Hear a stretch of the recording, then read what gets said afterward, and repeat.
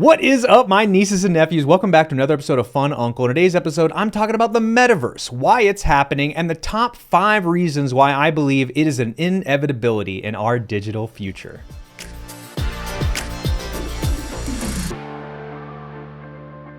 And the number 5 reason is COVID-19. Do you guys remember that silly little disease that hit the ground in 2019 that really took the world by storm? Well, the numbers do not lie, and 92% of people agree that yes, the pandemic accelerated the metaverse technology. First and foremost is the new normal. Remote work, remote education, everyone's bundled up in their home. We need some new medium in order to communicate with each other, and the metaverse is that potential platform to which we will hold work, hold education, conduct social interactions. And that's not all. Adam Simon, in his article here, How COVID-19 is Leading Us to the Metaverse, all the way down here at the bottom, he says, the pandemic has normalized paying for digital goods for a new wave of consumers. So secondarily is because of COVID-19, we've completely eliminated the use of fiat currency. Well, almost. I think there's still some people clinging to their greenbacks in case the world ends, but for the most part, we've transitioned to contactless payments and digital forms of payments because we're trying to eliminate the spread of disease. And fiat currency, unfortunately, is one of those many things that had to die when COVID-19 came around. And so it's for these 2 reasons, remote work and the death of fiat currency as a result of COVID-19 is our number 5 reason why the metaverse has to happen. And our number 4 reason is data security and identity theft. That's right, we have some serious issues as far as security is concerned with the current paradigm of the internet. And we want to learn from our Web 2 mistakes in order to build safe virtual worlds in our Web 3 future. So currently, all the thieves and scoundrels of the internet world basically have a playbook on how to steal everything from you if they wanted to. They know how to steal your identity, how to hack into your bank accounts. If they really wanted to, they can rob you blind, and there are very few things we can do right now in order to prevent it. And so what we have to do as a species is stop interacting with this old version of the internet and start interacting with a new, more secure version of the internet. And that will force all of these pirates and thieves to throw out their playbook and find new ways to beat us at our game. And authentication is built into the core of blockchain technology. It's decentralized and requires a supercomputer in order to hack it. And I think this will be very advantageous for the end user because it'll be more secure, more safe, and we will know we are interacting with who we think we're interacting with. And our number 3 reason is Web 3, or rather the convergence of all modern technologies right now. We are having a digital boom as the Web 3 is emerging. We have mixed reality. This is also augmented and virtual reality over here. We have gaming technology and blockchain technology. And when all of those meet, we have the metaverse as an inevitability.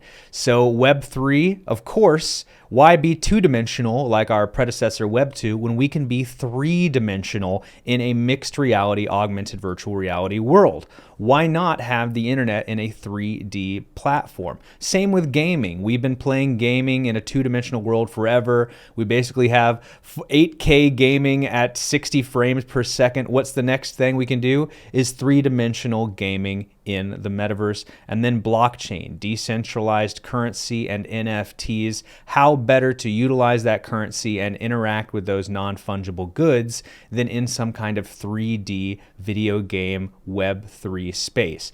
And so essentially, it's the convergence of all modern technology. Those overlap perfectly, forcing the metaverse to come into existence. We need some kind of 3D platform for the internet. We need some kind of video game space for mixed reality. We need some kind of use case for our digital cryptocurrencies, and video gaming needs that next gimmick essentially in order to attract new users. And so when all of those technologies converge into one, we have the metaverse. And the number 2 reason is digital real estate. Whether you're buying some land in the sandbox or you're purchasing some of the Bored Ape Yacht Club metaverse land, there are unlimited possibilities for you in this new virtual landscape. Unfortunately, we live in a time where companies like BlackRock and the shape-shifting lizard elites are buying all of the property, and they are forcing millennials out of the opportunity of buying real estate. Thankfully, we live in a time where there's a digital revolution taking place called the Metaverse, where you can buy digital land, assets that will increase in value the longer you hold on to them. And if the Metaverse plays out the way we hope, you will get paid in dividends when people start interacting with and using your land in these digital landscapes. So this is an awesome, really promising future for people who have been priced out of buying homes. Now they will have this new opportunity to make money that they never thought possible. And our number one reason is dwindling resources. I know this is kind of a bummer, but it's the number one reason why the metaverse is an inevitability. We are gobbling up Earth's resources at an unsustainable rate. We keep consuming, we keep buying, we keep manufacturing things all the time, and we have a supply chain crisis too. There are hundreds of container ships, hundreds of them waiting at ports to be unloaded with more on the way, and our natural resource crisis is worse than the financial crisis. We do not have enough physical material in the world to keep creating all of the goods we consume on a regular basis. And just like at my desk right here, I've got this remote right here. I've got another remote for my lights. I've got this pen over here. I've got this thumb drive right here. I mean, I've got a mouse. You know, I've got all of these physical things that some manufacturer had to make, had to ship to me, and then as soon as I'm done with it, I'm going to throw this stuff away and it's going to go into a landfill, unfortunately. And so we need to distance ourselves from all of these physical material goods and transition to a more digital world where instead of having a remote for every single TV and monitor, it'll all be some kind of digital trigger I've got in my augmented or virtual reality space. Instead of continuing to upgrade my monitors and my computers and my cell phones, it'll all be digital upgrades that as soon as I make the digital purchase, that digital upgrade will be visible. I don't have to wait for someone to ship it to me. We don't have to waste gas resources, physical resources. I mean, just think about all the toys you got as a kid, you know, from Happy Meals to collectibles, Pokemon cards, all of this stuff that ended up getting thrown away once I was done playing with it. No more. No more shall we do that anymore. We waste all these resources on stuff that we end up throwing away. How about we live in a digital world where all of our assets can be created out of nothing, and that is a more sustainable future and my number one reason why I believe the metaverse is an inevitability. The topic for today's episode sprung from the Luna collapse. It was devastating. It truly was a titan that had a lot of promise. There were institutional investors behind it. It had billions of dollars in its market cap, and one fatal flaw and exploit in the digital design of that technology forced the price to zero, even below zero, actually, by 99%. And maybe it'll come back, maybe it won't, but the real conversation here is that titans will fall. Unfortunately, there will be pioneers who have to blaze the trail forward, make a catastrophic mistake so that we as a species can learn from it and prevent it moving forward. That's just the natural progression of things. And I really feel bad for everybody who lost their money in that. And what we need to do moving forward is focus on what the species needs in the next 5 to 10 years. And that boils down to the top 5 things I listed today. We need more security. We need to protect our identity, our digital assets. We need more opportunity, and Web3 will provide that by means of more job opportunities, digital real estate and assets that will increase in value. And then we need a more sustainable path forward. No more creating collectible junk for the sake of creating collectible junk.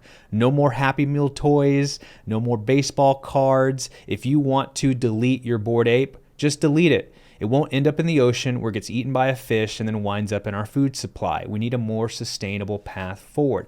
And so that was the real conversation I had after this, is like we need to find the sunshine during this really dark day as the markets are bleeding and we're all trying to look for some positivity. Well, the positivity is in the future of the digital landscape. It might be called Web3, it might be called the Metaverse, but the fact of the matter is we have an emerging technology on our hands right now that's going to make a lot of people a lot of money in the next 5 to 10 years. And so if you're down on your luck, you're bummed out about all the money you lost in Luna, don't you worry. There is a really promising and fruitful landscape ahead of us, and it is called Web3 and the Metaverse. And so I thought this was a good use of my time is to talk about the future. Let's not dwell on the negativity right now. The markets are down, but you know what? All of the markets are down. If you had invested in the stock market, if you had bought Peloton stock, you'd be down 75% right now. There are a lot of tech companies that are down 70, 80%, and they might fall even further.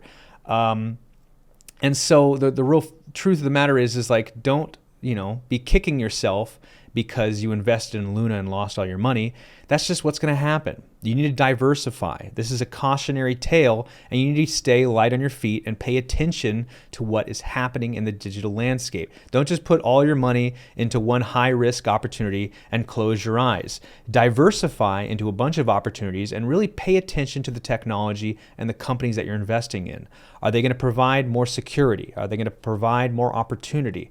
Are they going to do it in a more sustainable way? That's really what you want to pay attention to, and that's what we as a species will need, and in turn, that's what we as a species will promote.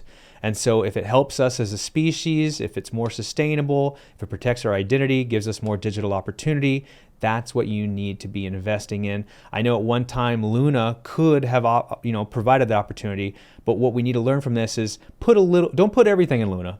Put a little bit in the next Luna project, because unfortunately, many will come, many will go. Only one true winner will blaze trails forward. And you know what? It might not even be Ethereum or Bitcoin. It could be some new player we haven't even thought of yet.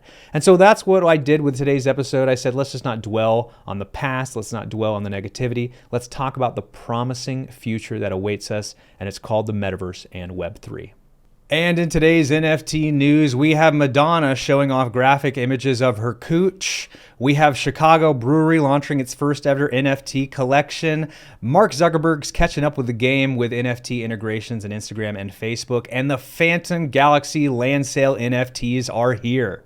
And for our first story, Madonna's new NFT release includes graphic images of her giving birth to a tree.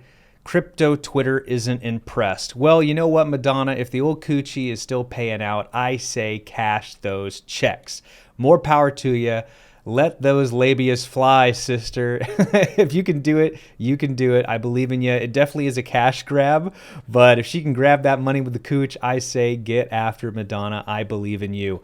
Chicago Brewery launches its first ever NFT collection, and I think this is a better way to go about it. Instead of you keeping that nasty old beer or barrel of beer in your garage for who knows how long, why not have a digital asset that's not a piece of garbage in your digital wallet that you can sell whenever you want, and it won't, go moldy or leak or the rats get into it or something like that. This is an innovation on the idea. These are collectibles that are verifiable by the brewery, and you no longer have to store this garbage in your cellar until you die and then pass it off to your children, who then have to figure out what to do with the garbage you've collected. Mark Zuckerberg's has maybe folded on the idea of a metaverse, but he is still pushing forward with NFTs on both Instagram and Facebook. This is great because he's trying to catch up to Twitter. Twitter's already made NFT integrations. He's trying to keep hip and cool with the fellow skateboarders out there, try to keep his company afloat. He's hemorrhaging money right now, but most companies are in the current market and economy. So he's trying to stay on the tip of the spear, and that involves integrating NFTs into both Instagram and Facebook. This is promising news for NFTs that massive companies like Facebook and Instagram are still pushing the ball forward, even given the state of affairs in the current market. So I think this is promising long-term news on the horizon. The story I'm really excited to talk about is the new Planet land sale for Phantom Galaxies. Check this out. They are now selling planets for the new AAA play-to-earn game called Phantom Galaxies. Listen to this. They're going to sell planets as NFTs. And in order for you to get on the list to buy one of these planets, you must then purchase one of their Planet Genesis NFTs. That'll then put you on a list, and then you are again given the opportunity to buy one of these planets, from small asteroid all the way up to Large Planet. You will see the prices for them right here. So a large planet's going to run you $150,000, and down the line, medium 16.5, small is almost $3,000, etc., etc. So what happened here during the private sale is they sold a bunch of these planets to guilds and large organizations. The reason they did that is so that these guilds and organizations will promote opportunities on their planets inside the video game. The reason they'll do that is because these planets pay out tokens. If you look here, you'll see minimum emission and maximum emission. So at a bare minimum, you will receive tokens equal to the cost of the planet. So if you do the math on this, here for a medium-sized planet, you will get 7,105 tokens at a cost of $2.30 per token, which equals 16,500. Same here. These numbers add up to $150,000. So what they're saying is they will give you token equal to the value you paid for the planet at a minimum. Then you see here, there's a maximum emission.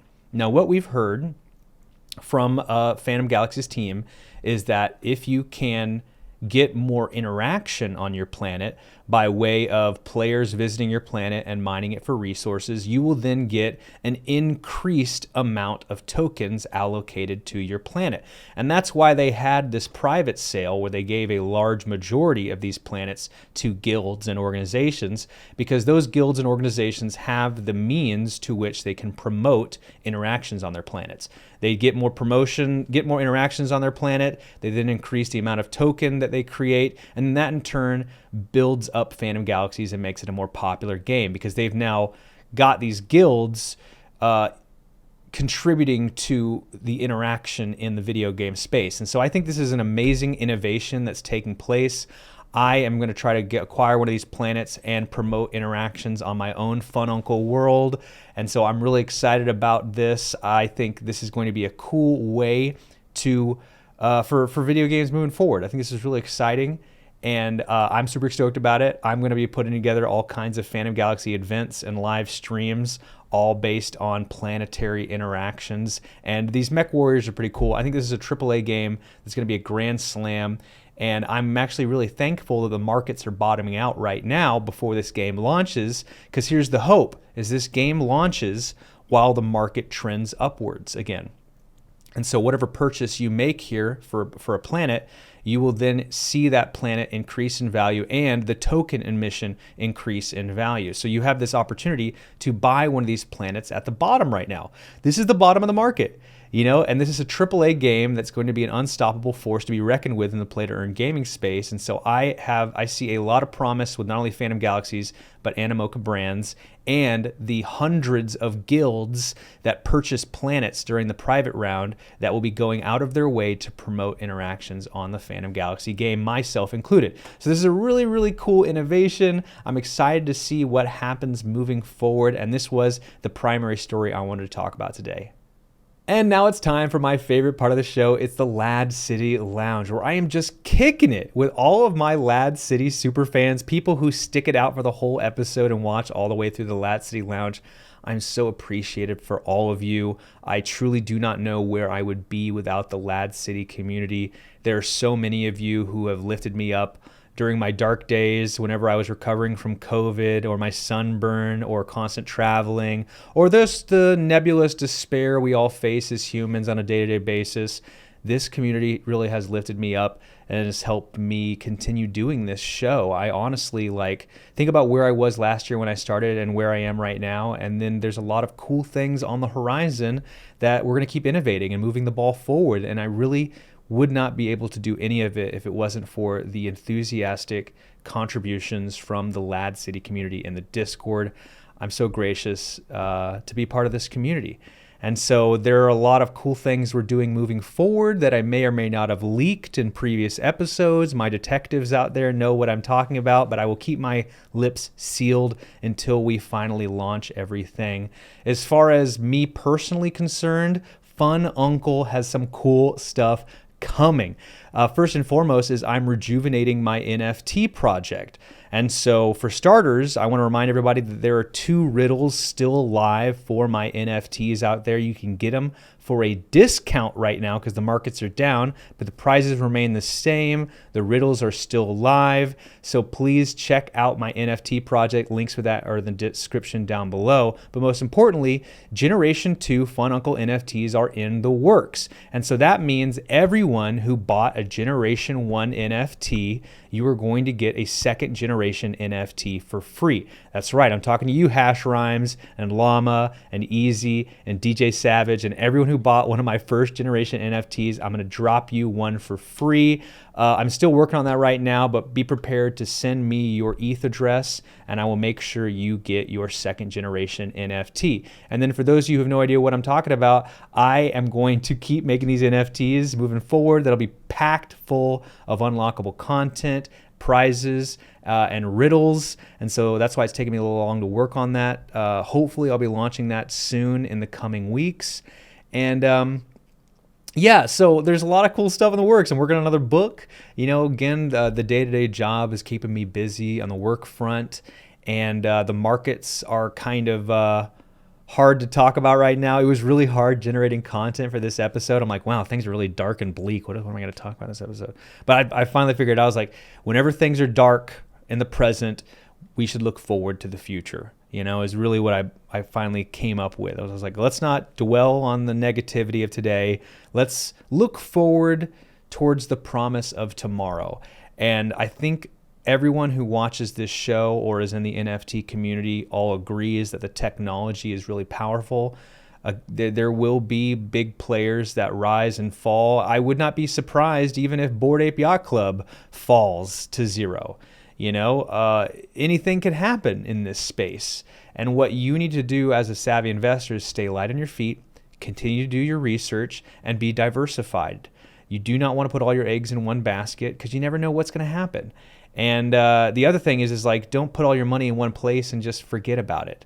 There's too much risk in the current environment to do something like that. Sure, in the stock market, you could do that. Put all your money in Apple, put all your money in Microsoft, and forget that it's there. Yes, that's probably a good investment. But when it comes to Bored Ape Yacht Club or CryptoPunks or Ethereum, you don't want to put all your eggs into a basket where their future is pretty unknown. We don't know what's going to happen in this space, and it's a high-risk environment, and we have to keep reminding each other that. Even though we're having good days and even though we're weathering, there's some projects that are weathering this fall pretty well. Does not mean that everything is invincible. And so it was a sobering reminder of the way things are, kind of a cautionary tale of what negativity can happen. But again, that's just how things go in markets and in the real world. And if we were living in a vacuum, maybe things would be up. If COVID hadn't happened, if this war in Ukraine hadn't happened, sure, Bitcoin would be at $100,000 right now. Ethereum would be at $10,000 right now. CryptoPunks could be $1 million a piece right now if we didn't have all this negativity in the world right now. However, I see a lot of positivity. Like, for example, how many Fender Stratocasters were made, guitars were made throughout the lifetime of that guitar?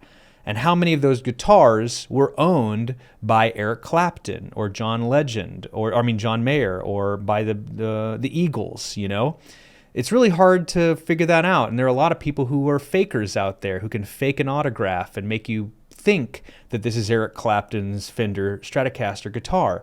But there's no way of really knowing. With NFTs, we can know that Justin Bieber owned that Bored Ape or Gary Vee owned that CryptoPunk. It's built into the ledger. And so collectors of the future will have some peace of mind knowing that, yes, this was a valuable piece of art that was owned by this celebrity during this time period and then owned by this person and then owned by this person.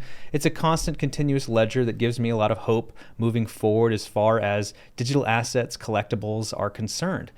This is a place that has a lot of kinks to be worked out, and I'm glad it's not causing the entire market to implode when one of these titans falls from grace. That's kind of promising that billions of dollars and trillions of dollars are being wiped off the ledger, yet these power players are landing on their feet, picking themselves back up, and providing enthusiasm to the population to roll the ball forward. And, you know, that's about the long and the short, honestly, guys. I want you to hit me up, please, in the Discord. Let me know what you'd like to see more of, what you'd like to see more of out of this NFT project. If there's any content that you would like to see me talk about more frequently, please let me know. Hit me up in the comments. Hit subscribe. Please join the Discord today. Links are in the description down below. Talk to me. I want to talk to you, and I want to hold more events that promote this community that I love so dearly. So thanks again for watching this episode, you guys. Do you like crypto, NFTs, and video games? Well, the Fununcle YouTube page is your one-stop shop for all of my content across all networks and platforms. You want to make sure to hit the link down in the description below and join me today. You do not want to miss out on any of this content because I work diligently to demystify the complexities of blockchain technology.